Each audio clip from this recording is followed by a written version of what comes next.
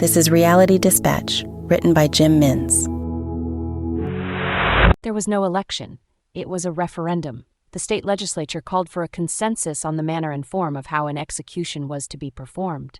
The courts had done their job, the jury too. The man who assassinated that YouTuber was tried, convicted, and sentenced to death under our state's law. Them's the law, as my daddy used to say.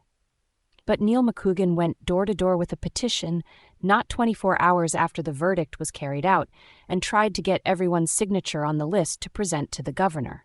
He wanted the kid hung, or at least removed from society in a public capacity. Currently, and I had to find this out due to the general discourse around town, most executions took place in a special executioner's room. It used to be a chamber. Before any of that, I think it was a barn off the east wing of any correctional facility, but the act itself had been coded and recoded, and now it was state law that the sentence be carried out on correctional facility property. Well, Neil was outraged at that. You see, to him, it wasn't enough that the boy got what was coming to him according to Neil's estimation of things. No, Neil wanted the kid publicly hanged, and if that couldn't be achieved, he at least wanted the sentence to be carried out publicly, no matter what the manner of removal was. Bring your kids, bring your loved ones. They have to see what happens to terrorists and leftists in this country.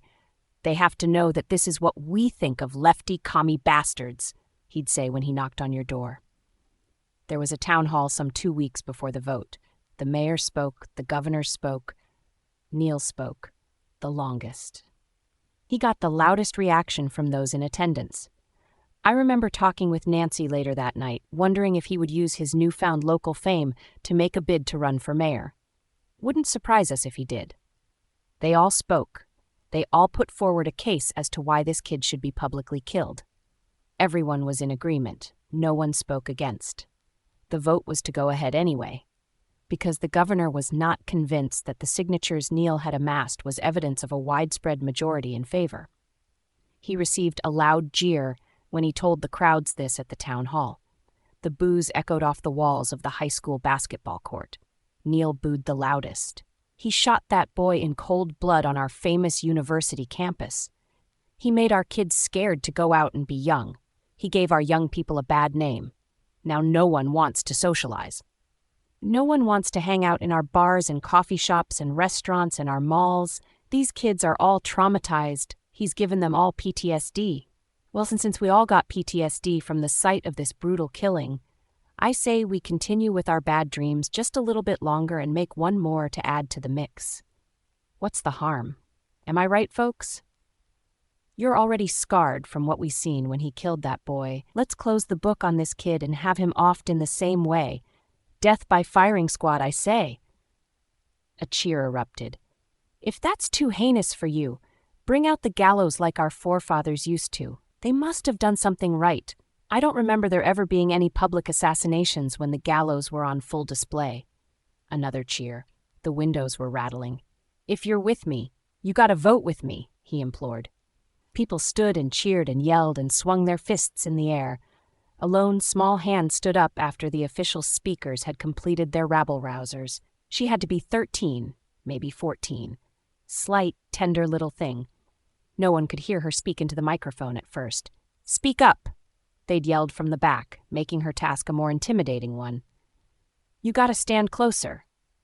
A condescending shuffle from an unknown hand guiding her closer to the microphone, and her voice was suddenly booking off the bleachers and the nets. Don't you think since your children have all been exposed to the terrible violence that happened a year ago, when that man was shot in broad daylight, maybe we have seen enough death? She didn't wait for a reply. She gathered her small backpack and turned and headed for the exit. "Where you think you're going, little girl? Don't you want to hear what we have to say?" Neil smirked with a mic in his hand. She yelled back to him, but he was either unable or unwilling to listen. It was more of a statement than a question, she yelled from the back of the court. Then she pressed the fire doors forwards, and we all watched them close behind her. "Well, you can take our majority word for it that a message has to be sent to other would-be assassins, or you can take little Miss Goody Two-Shoes over there and just hope and pray that this violence ends with good intentions." I, for one, know how I'm going to be voting in 2 weeks. I hope I can count on every single one of you," he yelled. I went home with Nancy and said nothing. Our dinner was cold on the table, and we both forgot to heat it up. I saw the death of that kid on the TV the night it happened. They had blurred it out, the violent stuff, but still it was enough to disturb me. Nancy walked with me to the polling booth, and we saw Neil greeting voters at the door. "Do the right thing now, you hear?" he said to each of us, his voice a hint of intimidation. Most nodded. We entered the same basketball gymnasium we were in a fortnight earlier, and I turned to Nancy for the first time and said, "I'm voting no. I don't want to see someone killed publicly. It's disgusting." "Are you kidding me, Davis? No one wants to see it. We're all voting no," she said. She was surprised I was expecting it to even be debated. I looked around the lines that had formed and was internally satisfied that there was some consensus. Even though I didn't know the outcome yet, I was hopeful that everyone was as disgusted by the idea as I was. No one wanted a public execution, and we were all just too afraid to be shouted down in the town hall to voice our disapproval. That was my hope, anyway. The ballot paper was presented to me, and I took it to the privacy capsule. With my pencil, I circled the word very carefully, over and over and over again. No.